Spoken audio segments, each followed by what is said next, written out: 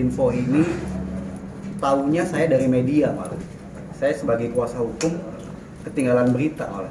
Jadi jujur saja bahwa pada saat tahu pertama kali saya ini dari Detikcom waktu itu saya lihat. Jadi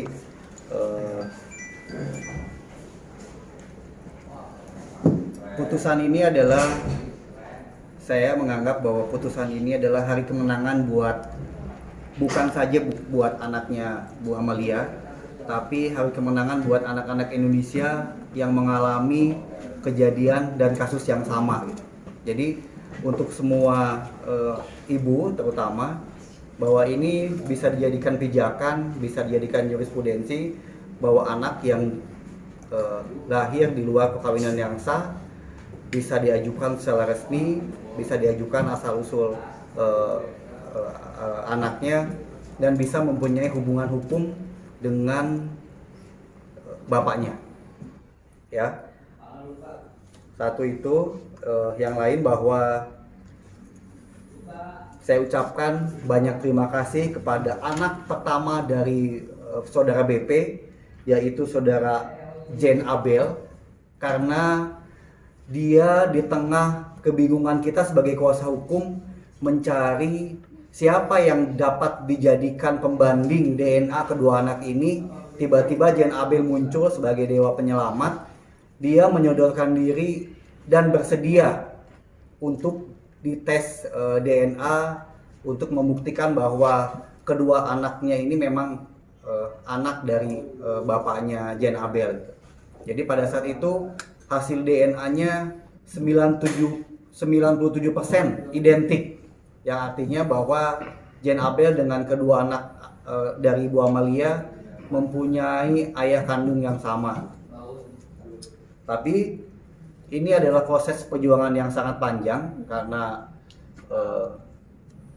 memerlukan waktu 2-3 tahun, bahkan sampai klien saya Ibu Amalia dalam keadaan susah payah membesarkan kedua anaknya tanpa biaya 1 sen pun dari bapaknya.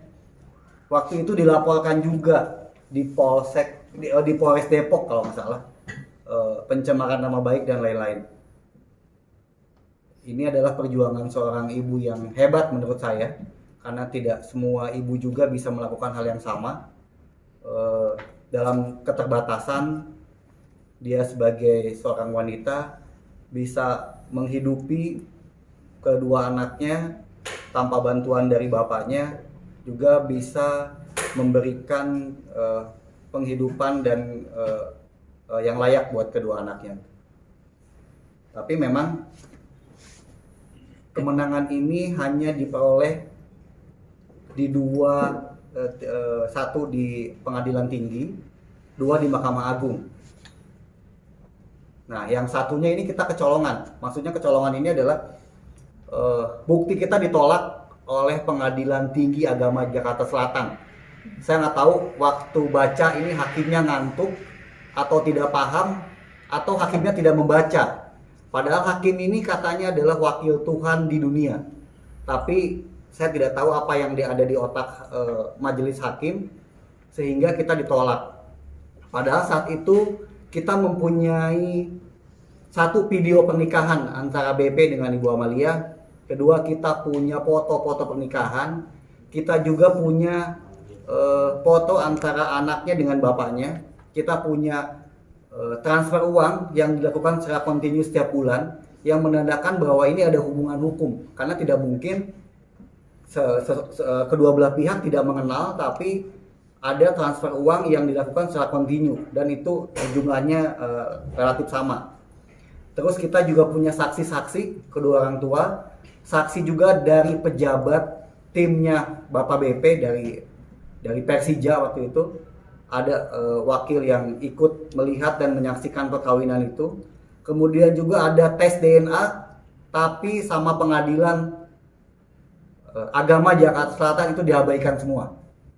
Kita juga dulu sempat mau melaporkan hakim ini, tapi dengan berbagai pertimbangan waktu itu kita urungkan untuk melaporkan hakim. Nah, saya berandai-andai begini. Andai kata kita saya dan saudara Bu Amalia menyerah waktu itu, tidak melakukan banding, apa yang terjadi gitu dengan putusan Pengadilan Agama Jakarta Selatan. Artinya adalah ketika kita ditolak, si anak ini anak siapa nantinya gitu. Hubungan hukum dengan bapaknya tidak ada. Terus siapa yang menafkahi? Nah ini memang banyak kejadian seperti ini di dunia pengadilan Indonesia gitu.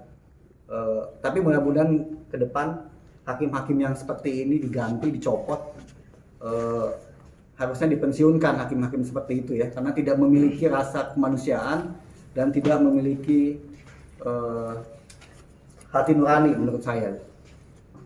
Jadi itu sedikit penjelasan dengan adanya putusan Mahkamah Agung. Bahkan ada perbaikan di situ dari yang 7 juta di pengadilan tinggi dikuatkan, diperbaiki menjadi 10 juta. Jadi 10 juta untuk kedua anak ini di luar biaya pendidikan dan biaya kesehatan.